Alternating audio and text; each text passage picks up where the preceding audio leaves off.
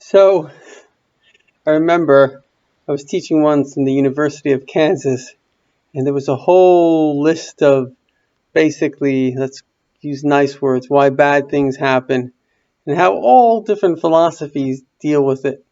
And the Jewish one is, why do bad things always happen to us? So here we are again. I mean, we just came from the tragedy in Meron, and now we've got these crazy Hamas lunatics blasting rockets, and now we've got similar to the black riots here in America.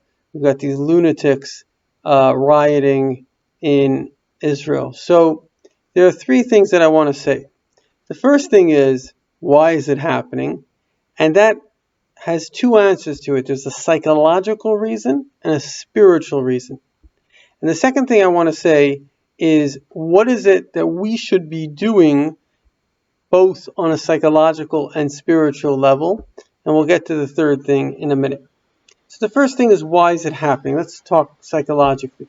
Well, as a former terrorist who wrote a book called The Mind of Terror, once an Arafat man, he was a murderer for Arafat and an Arab, and I did a video with him, and he's actually a good friend of mine. Arabs are actually very sweet people. If you know them, they're very, I don't know how to describe it, they're gregarious, they have a lot of charm, but they have this massive chip on their shoulder, and this chip goes back, and he said this, he wrote a thesis on this chip goes back to Abraham. When Yishmael was kicked out of the house, basically this tremendous shame, the Arabs carry a tremendous shame. In fact, I feel bad for them. I went through a period of time where I felt that shame, and I wouldn't say that shame, but shame. It's not fun. Nobody should ever have to go through that. And so the Arab who sees the Jew, he just can't handle it. Now, there are some that have come to terms, mainly more Christian Arabs have come to terms. I remember it was very interesting when this guy met me. So we had a conversation. He said under his breath, I could hear him, he said, I could take an AK-47 and kill him, but this is what God wanted. In other words, because of Christianity, he understood that this was the will of God. God wanted that I should be a Jew, and he should be an Arab, and he should come to God in his way, and I should come to God in my way. That's the whole reality. But the thing is that when a person's shame causes pride, causes jealousy, it's complex. I don't want to go into the whole thing. But anybody that knows the Arabs know that they carry the shame, and therefore there is this implacable hatred. In fact, the whole idea of Palestinian doesn't exist. They're just Arabs. Arab obviously comes from Arabia. A Jew comes from Judah. But the bottom line is that this was induced by the Russians. I shouldn't say the Russians, by the communists. The communist era, they were anti-Semitic. In fact, the guy that trained Arafat on the lie, I mean, they made 3 wars against Israel, God forbid, to kill the Jews before they decided there was such a thing as a Palestinian. So what was it? Nothing but it's just a tactic, basically, to get them land. And of course, if people are stupid enough to believe the lie, then they don't have the courage to stand up. And the same thing is with these black riots in America. Nobody has a right to riot. I'm sorry. You can't say you're against murder and then you go murder. So it just shows that you're just a hooligan and you just actually like murder. That's what you're doing. And so the bottom line is that the Arabs have this, that's from a psychological perspective, this jealousy. Now, from a spiritual perspective, we have to understand we are in the moment before the coming of the Moshiach. Not the moment's the moment.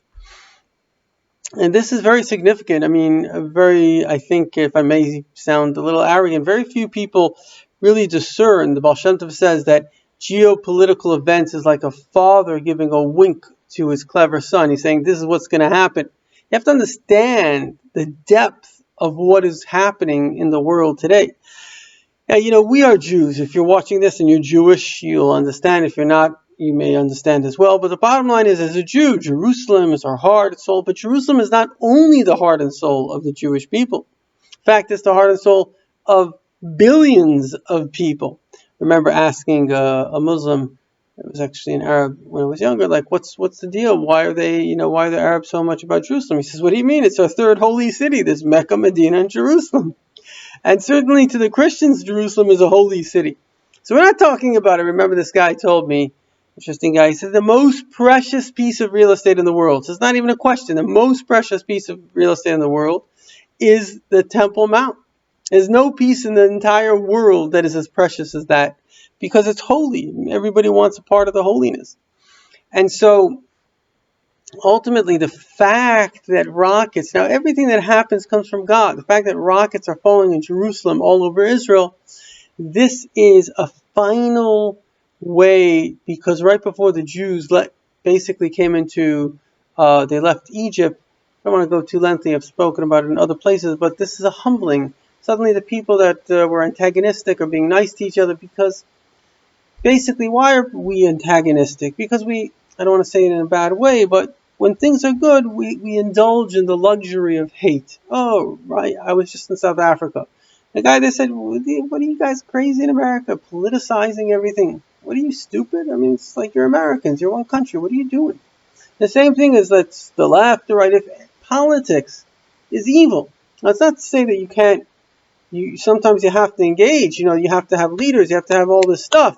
But taking it as a team, me versus them, that's evil. It's not me versus them. There's right. And the right has to be implemented.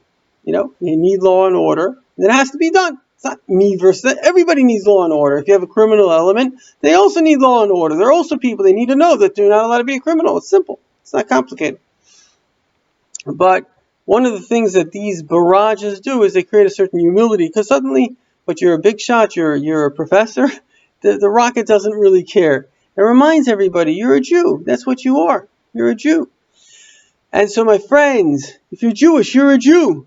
We have a guy, he's a little bit slow. He comes to our synagogue, but sometimes these people see very clearly. They have no sophistication about them. Everything's simple. He says, if the Jew forgets he's a Jew, the Gentile will remind him he's a Jew. You are a chosen person. God made you. He chose you. You're meant to do the Torah mitzvahs. And if you don't believe me, every single generation of all of human history proves that the Gentile will remind you you are a Jew. You say, oh, but I love you. Really? Hitler sent you to the gas chambers. The Arab wants to kill you. So the point is that wake up for a second. You have an identity. You are important to the cosmic reality. And therefore, I want to conclude with what should we be doing spiritually. And I'm going to say something, I don't think I've ever said this publicly before. But it's very, very serious. Again, you have to be clever. You have to look into the teachings, basically, of Jewish mysticism, and then you have to compare it to what's going on in the world. The Rebbe teaches, in fact, it's the final teaching of the Lubavitcher Rebbe. Now, it's unbelievable to think. The Rebbe was a teacher, just as a Rebbe, for, 42 years. 42 years nonstop. The most amazing wisdom that ever came out. And the final message of 42 years, that's hundreds of books. Final message is this. There are 3 levels in giving charity. 10%, 20%, and everything. Now, the Holy Baal Shem Tov, for example, did not go to sleep before he gave away everything. I'll be honest with you, I just came from a trip, and I don't have a lot of money. I'm not a wealthy person, but I had a little bit of money in my wallet. I gave everything to charity tonight. Everything. Now, does that mean I don't have a bank account?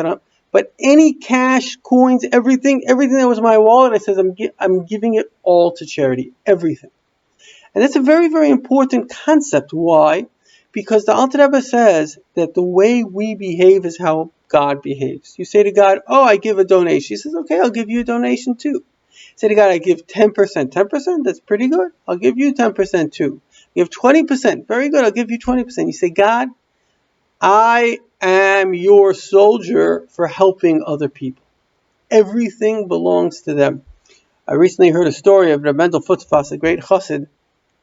Reb Mendel Futzfas in Russia, in difficult times, was a businessman. He would make money, and he would give all the money away. In fact, his partners sometimes had to keep money so he could use it as a reinvestment.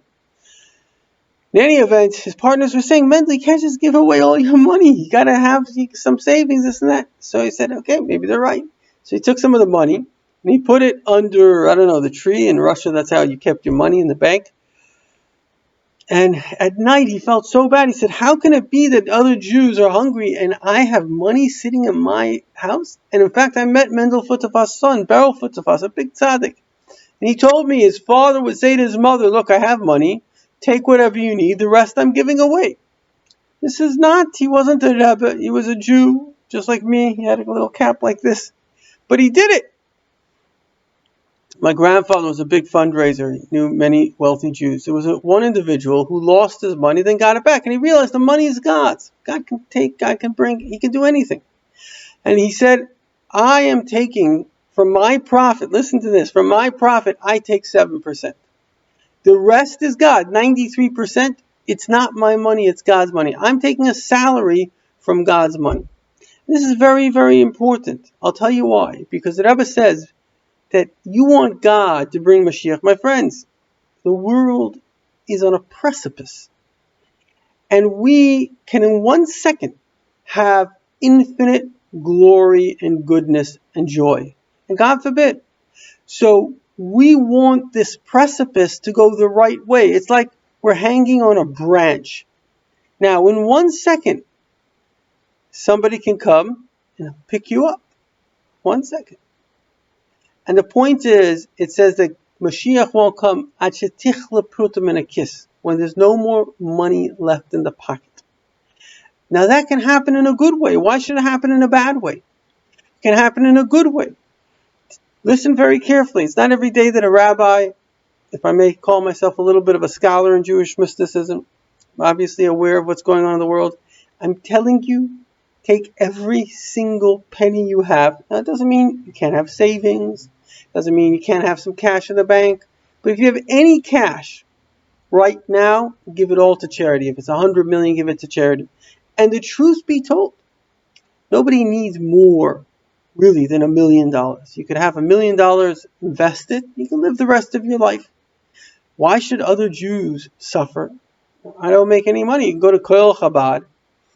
The government has partnered with them. And I personally heard from the person who's in charge of the food distribution program, you look at the government statistics in Israel, 1.63 million people below poverty. Below poverty. 800,000 children. It's a disaster. This was before COVID. You can imagine what it is now. So if you have money, listen very carefully to what I'm saying to you. I know people with money. They think that they have money. In 1 second, you can bring Mashiach with that money. So listen very carefully to what I'm saying. How long are we all here in this world if Mashiach doesn't come? 100 years? None of us are here. We're all going to be eaten by worms. So what difference does it make? All it is what you can do with it. So give your money now to charity, and Mashiach will come now.